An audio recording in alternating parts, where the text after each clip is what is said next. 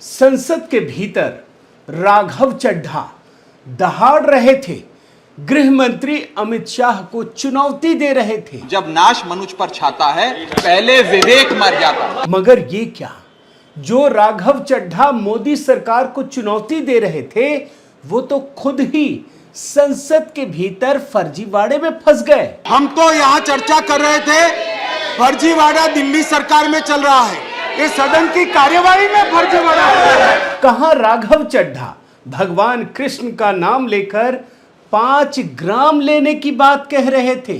भगवान कहते हैं, दो न्याय अगर तो आधा दो, पर इसमें भी यदि बाधा हो तो दे दो केवल 5 ग्राम। देखिए कहां 5 सांसदों के फर्जी हस्ताक्षर ले आए। ऐसा फर्जीवाड़ा किया कि यह मामला प्रिविलेज कमेटी के पास पहुंच गया। ये 5 सदस्यों का नाम आसन की ओर से उद्घोषित किया जाए या उनको बोलने की मंजूरी दी जाए और इसका रिकॉर्ड बनाकर, ये प्रिविलेज का मामला है मान्यवर, इसको प्रिविलेज कमेटी में भेजा जाए। अब क्या होगा राघव चड्ढा का? जिन लोगों के नाम उनकी सहमति के बगैर दिए गए हैं, उसकी जांच होगी। मगर इस मामले में जिस तरीके से राघव चड्ढा ने फर्जीवाड़ा किया है, अब उनकी सदस्यता जानी तय है, कार्रवाई शुरू हो गई है। लेकिन खुद केजरीवाल ने जिस प्रकार से संसद का अपमान किया है, वो भी एक गंभीर मामला बनने वाला है। और इतना ही नहीं दोस्तों, संसद के भीतर एक कौवे की भविष्यवाणी जो राघव चड्ढा के लिए बहुत बड़ी गाज बनने वाला है, गाज बनकर गिरने वाला है। आज के वीडियो में कई सारी कहानियों को डिकोड करूंगा। साथियों नमस्कार, मैं हरिश्चंद्र बर्णवाल। कल रात में दिल्ली सर्विसेज बिल, देर रात की बात बता रहा हूं, ये पास हो गया। लोकसभा के बाद राज्यसभा में भी पास हो गया।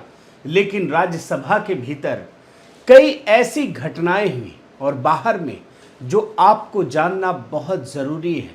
कई सारी चुनौतियां, कई सारी बातें ऐसी जो फर्जीवाड़े की शक्ल में सामने आई हैं। मैं आपको कुछ पॉइंट्स के जरिए बता देता हूं क्या क्या हुआ है। राघव चड्ढा ने राज्यसभा के भीतर बहुत बड़ा फर्जीवाड़ा किया है। उनकी राज्यसभा सदस्यता जाना तय है। मैं आपको बताऊंगा। 5 सांसदों की शिकायत के बाद उनके खिलाफ जांच के आदेश हो गए, कार्रवाई शुरू हो गई। केजरीवाल ने संसद के बारे में कल फ्रस्ट्रेशन में बहुत बड़ी बात कह दी, चोर दरवाजा कह दिया। और दिल्ली सेवा जो बिल पास हुआ है ना दोस्तों, कांग्रेस में आपस में ही खून खच्चर मच गया है, घमासान मच गया है। और इसके अलावा राज्यसभा में इंडी अलायंस में दरार पड़ गया है। कैसे पड़ गया है ये भी मैं आपको बताऊंगा। लेकिन दोस्तों, मेन खबर बताने से पहले एक खबर आपको दिखाना ज़रूरी है। आप आश्चर्य से भर जाएंगे, आपने नोटिस नहीं किया होगा, लेकिन आज देखना ज़रूरी है। संसद के भीतर एक कौवे की भविष्यवाणी सही साबित हो गई है। आप खबर देखिए, ये है 26 जुलाई की। और देखिए क्या लिखा है, संसद परिसर में आप सांसद को चोंच मार गया कौवा, सोशल मीडिया पर तस्वीर वायरल। ये तस्वीर देख लीजिए, तस्वीर भी संयोग से किसी ने ले ली। राघव चड्ढा के ऊपर कौवे की तस्वीर है और ये चोंच मार कर गया, ये हमला करके गया। और आपने तो गाना सुना होगा ना, झूठ बोले कौवा काटे। लेकिन कौवा के काटने मतलब सिर्फ झूठ बोलने से ही संबंध नहीं है, बल्कि अगर आप देखिए शास्त्रों के मुताबिक तो कौवे को किसी घटना का पूर्व आभास हो जाता है और ये अशुभ घटना का संकेत होता है। और देखिए कुछ ही दिनों की बात है दोस्तों, संसद में जो कौवे ने भविष्यवाणी की वो देखिए एकदम सच साबित हो गया। दिल्ली सेवा बिल पर सब कुछ चल रहा था जैसे चलना था, सब कुछ पता था पहले से क्या होने वाला है। लेकिन ये क्या दोस्तों, आम आदमी पार्टी के सांसद राघव चड्ढा ने संसद के भीतर 5 सांसदों के साथ ही फ्रॉड कर दिया। कैसे हुआ आपको मैं बताता हूं। दरअसल जब दिल्ली सेवा बिल पर चर्चा हो रही थी तो उस समय उपसभापति हरिवंश जी एक एक करके सारे प्रस्ताव पेश कर रहे थे उसी दौरान उन्होंने राघव चड्ढा का एक प्रस्ताव पेश किया और इस प्रस्ताव में ये गुजारिश की गई थी कि ये बिल सेलेक्ट कमेटी के पास भेजा जाए। मगर ये क्या, उपसभापति ने जैसे ही नाम पढ़ना शुरू किया तो उसमें ऐसे नाम भी सामने आने लगे जो वोटिंग के फेवर में नहीं थे, भाजपा सांसदों के नाम। आप देखिए ना, ये नाम है भाजपा सांसद सुधांशु त्रिवेदी, नरहरि अमीन, पी कोन्याक, बीजेडी सांसद सस्मित पात्रा और AIADMK के नेता सांसद थम्बी दुरई। अब आप एक बार की वो हिस्सा मैं आपको सुनाता हूं राज्यसभा के भीतर का, फिर आपको समझ में आएगा। आप सुनिए। I shall now put the amendment moved by Sri Raghav Chaddha for reference of the Government of National Capital Territory of Delhi Amendment Bill 2023 as passed by Lok Sabha to a select committee of the Rajya Sabha to vote. The question is that the bill further to amend the Government of National Capital Territory of Delhi Act 1991 as passed by Lok Sabha be referred to a select committee of the Rajya Sabha consisting of the following members: Sri Narhari Amin, Sri Ajit Kumar Bhuiya, Dr. John Britas, Sri Raghav Chaddha, Srimati Priyanka Chaturvedi, Sri Sushil Kumar Gupta, Sri Dipender Singh Hooda, Professor Manoj Kumar Jha, Dr. Fauzia Khan, Srimati S. Fangan Konyak, Sri Sukhendu Shekhar Roy, Dr. Sasmit Patra, Sri Jairam Ramesh, Sri S. Niranjan Reddy, Sri Kapil Sibbal, Sri Tiruchi Siva, Dr. M. Thambi Durai, doctor Sudhanshu Trivedi, professor Ram Gopal Yadav. अब उपसभापति ने दोस्तों जैसे ही ये नाम पढ़ा बवाल much गया, क्योंकि इसमें तो उन सांसदों के नाम थे जो भाजपा के थे, जो बीजेडी के थे, जिन्होंने इस बिल का समर्थन करने का बल्कि पहले से ही घोषणा कर रखी थी। ये आम आदमी पार्टी के खिलाफ थे। मजा तो आप देखिए क्या हुआ। उसके बाद जब संसद में बवाल मचा सदन के भीतर, तो खुद गृह मंत्री अमित शाह ने कमान संभाली और बताया कि ये तो बहुत बड़ा फर्जीवाड़ा है। सुनिए उनका बयान। मान्यवर दोनों सम्मानीय सदस्य कह रहे हैं कि इन्होंने ये मोशन को साइन नहीं किया। अब ये जांच का विषय है कि ये मोशन कैसे साइन हुआ और राघव चड्ढा जी ने इसको मूव किया है। मान्यवर इनका सिग्नेचर किसने किया है, ये जांच का विषय है। और इतना ही नहीं, केंद्रीय गृह मंत्री ने ये आग्रह किया और सदन के भीतर कहा कि जिन सांसदों के साथ फ्रॉड हुआ है उनके बयान सदन के अंदर दर्ज किए जाएं, उनके बयान सामने स्टेटमेंट रिकॉर्ड किए जाएं। आप सुनिए ना। मान्यवर अब ये मामला सिर्फ दिल्ली सरकार में फर्जीपने का नहीं है, ये सदन के अंदर फर्जीपने का मामला है। मान्यवर ऐसा कैसे चलता है? मेरा आपसे निवेदन है कि दोनों सदस्यों का स्टेटमेंट रिकॉर्ड पर लिया जाए अभी और बाद में इसकी जांच की जाए कि ये कैसे हुआ। और फिर मैंने देखा दोस्तों सदन की कार्यवाही के दौरान कि सांसदों ने अपनी अपनी बात उठाई। अब जैसे देखिए बीजेडी सांसद सस्मित पात्रा, मैंने उनको पूरा सुना। उन्होंने एक एक नियम का हवाला दिया और बताया कि ये गलत किया गया है। बिना उनकी मंजूरी के उनका नाम, उनका हस्ताक्षर और किसी को जबरदस्ती कमेटी में शामिल नहीं किया जा सकता। आप उनका बयान सुनिए। Sir, no such discussion has been done by me. My name has been taken without my permission, sir. फिर एक अन्य सांसद ने भी कहा कि कैसे बिना उनकी सहमति के राघव चड्ढा ने नाम का दुरुपयोग किया है। I have not given my number. I have not signed. How this misuse? It's a privilege of my. Somebody is misuse my name. You have to take any action. एक महिला सांसद ने भी अपनी आपत्ति दर्ज कराई। Sir, I object. फिर भाजपा सांसद नरहरि अमीन का मैंने संसद के बाहर उसी समय का बयान सुना जिसमें वो खुलकर कह रहे हैं कि वो उन्होंने तो कोई हस्ताक्षर भी नहीं किए।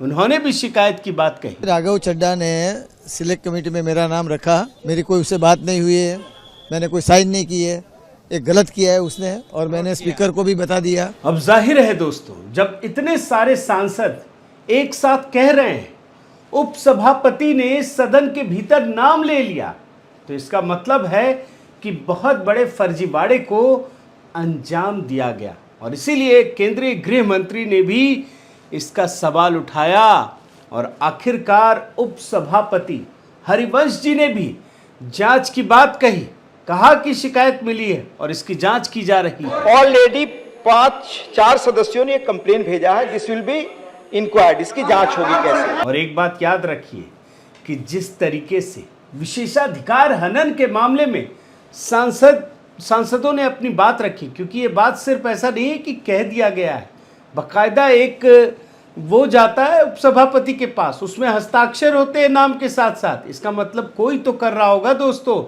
यानी इस विशेषाधिकार हनन के मामले में राघव चड्ढा की सदस्यता जाना एकदम तय है। बहुत बड़ी कार्रवाई होगी, ये याद रखिए, क्योंकि ये छोटा मामला नहीं है, सदन के भीतर फर्जीवाड़े का मामला है। और एक बात मैं आपको बता सकता हूं कि राघव चड्ढा के खिलाफ किस प्रकार की कार्रवाई होगी, मैं कुछ उदाहरण भी आपके सामने दे देता हूं। और कल ही की बात बता रहा हूं, 4 महीने से कांग्रेस की राज्यसभा सांसद है रजनी पाटिल, उनके खिलाफ भी विशेषाधिकार हनन का मामला आया था। उन्होंने सदन के भीतर से ही वीडियो लाइव कर दिया था।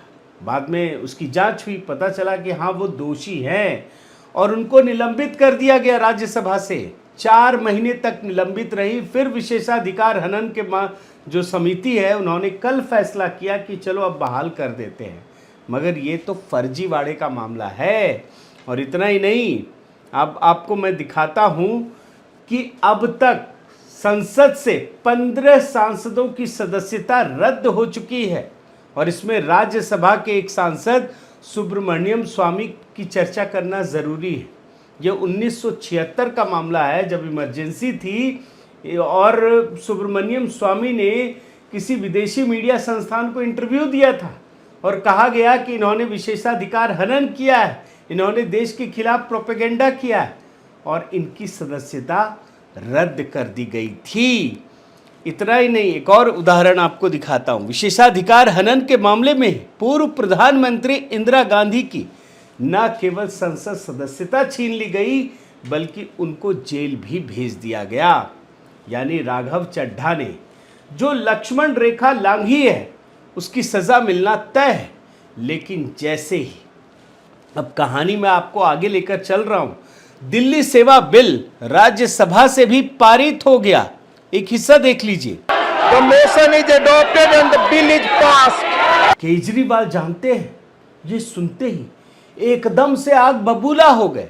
उन्होंने जो कहा संसद की मर्यादा भंग करने वाला है। उन्होंने बताया कि संसद से पारित बिल ने दिल्ली के लोगों को गुलाम बना दिया। बयान सुनिए। आज संसद के अंदर दिल्ली के लोगों को गुलाम बनाने वाला बिल पास कर दिया गया। सोचिए, संसद कानून बना रही है और वो दिल्ली के लोग गुलाम बन रहे हैं। आप याद रखिएगा और ये सांसदों तक पहुंचाइएगा। ये भी विशेषाधिकार हनन का मामला है। और केजरीवाल तो 2024 का इसको सेमीफाइनल बताते थे ना, और इसीलिए उनका बड़ा दुख सामने आया। बयान सुनिए। हमारे देश की संसद ने उस अध्यादेश को इस देश का कानून बना दिया।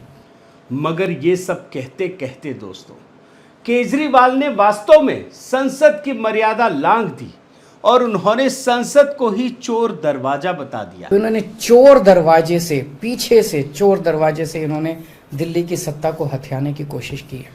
केजरीवाल ने संसद के भीतर केंद्रीय गृह मंत्री अमित शाह का पूरा बयान सुना और ऐसा जताने लगे मानो उन्होंने क्या कर दिया है। सुनिए ना। होम मिनिस्टर अमित शाह जी क्या कहते हैं, मैंने सुना उनको संसद में, हमारे पास पावर है, संविधान ने हमें पावर दी है कानून पास करने की। लेकिन ये जो पढ़े लिखे व्यक्ति है ना केजरीवाल, ये शब्दों से घुमाते हैं।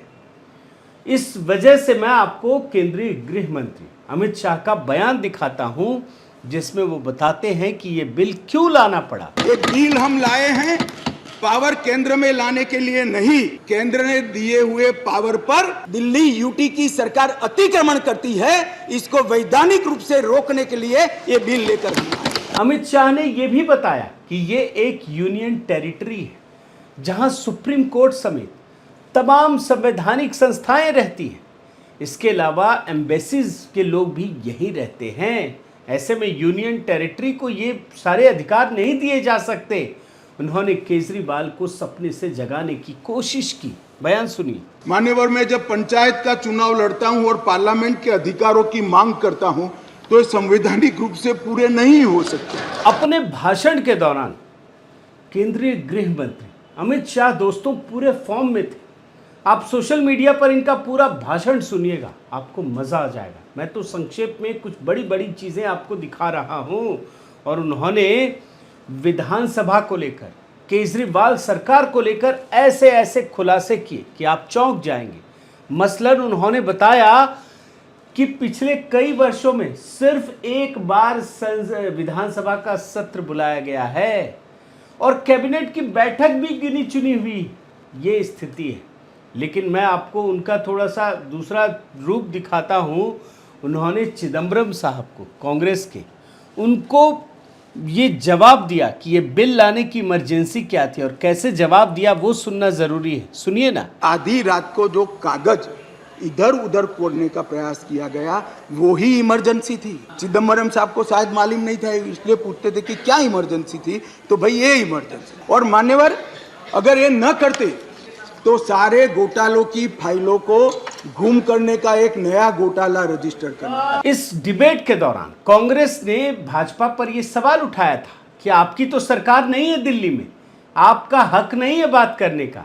और इस पर अमित शाह जी ने जो जवाब दिया सुनने लायक है। आईना दिखा दिया, सुन लीजिए। मान्यवर चिदम्बरम साहब ने कहा कि दिल्ली के लिए भी बीजेपी का अधिकार नहीं, दिल्ली में बीजेपी की दोनों बार सरकार नहीं हुई। भाई अगर यही सिद्धांत है तो आपको तो बोलने का ही अधिकार नहीं है।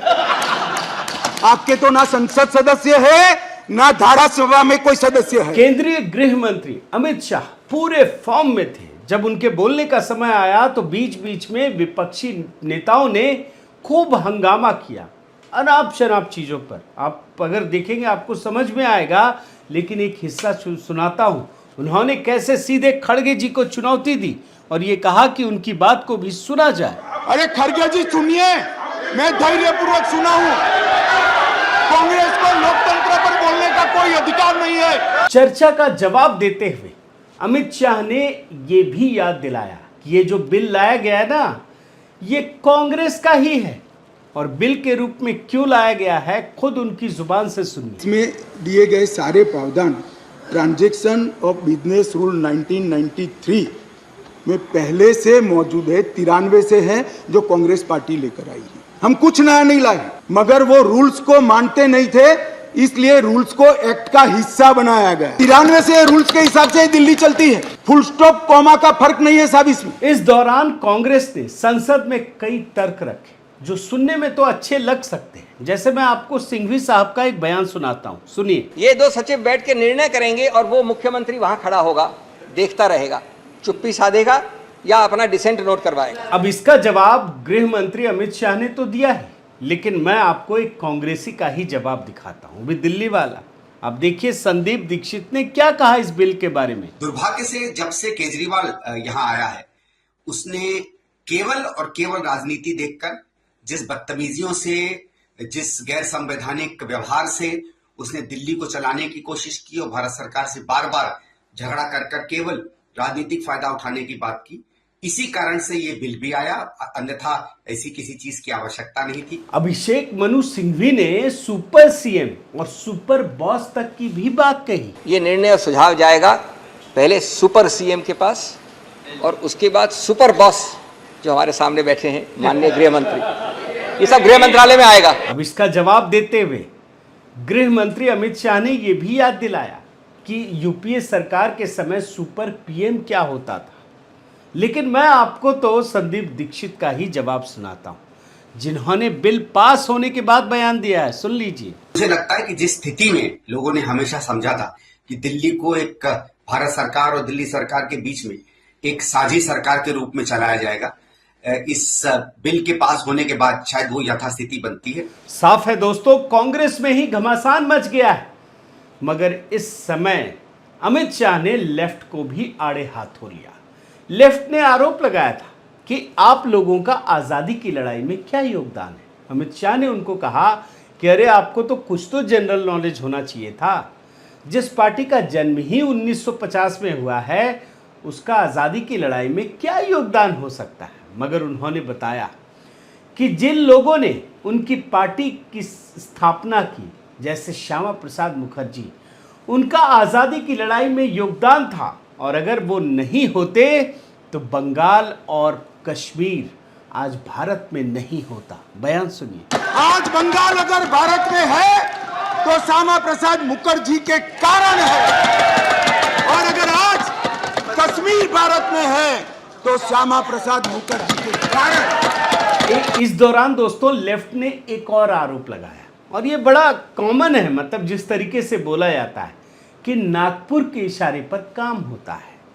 अमित शाह जी ने कहा कि मान लो नागपुर के इशारे पर काम होता है, लेकिन इसके बाद उन्होंने जो लेफ्ट को जवाब दिया ना, आप यकीन मानिए दोबारा जीवन में वो ये आरोप नहीं लगाएंगे। सुन लीजिए। ये कह रहे थे ये नागपुर से इशारा आता है, नागपुर से। ठीक है भाई, चलो एक सेकंड के लिए मेरी बात मान लो, नागपुर से इशारा आता है, आपकी बात को मैं मान लेता हूं, मगर नागपुर तो भारत का हिस्सा है, रसिया या चीन नहीं है। आपकी पार्टी तो रसिया और चीन से इशारा लेती थी। मान्यवर, ये मुझे क्या कह रहे हैं?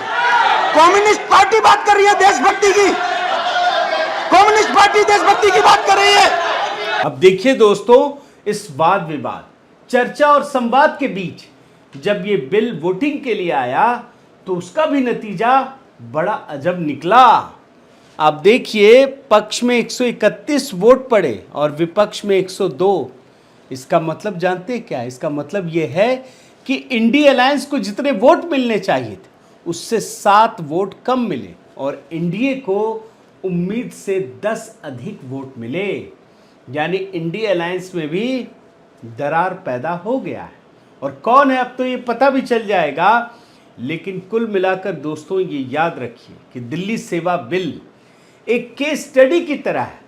न सिर्फ दिल्ली की सत्ता पर गिद्ध दृष्टि लगाए केजरीवाल मॉडल, बल्कि देश की सत्ता पर जिस तरीके से ये सारी पार्टियां नजर गड़ा कर बैठी हैं, इसका मतलब साफ है कि उनके पीछे कोई सेवा का मकसद नहीं है, बल्कि सिर्फ और सिर्फ सत्ता हासिल करना है, अधिक से अधिक पावर अपने हाथ में रख लेना है।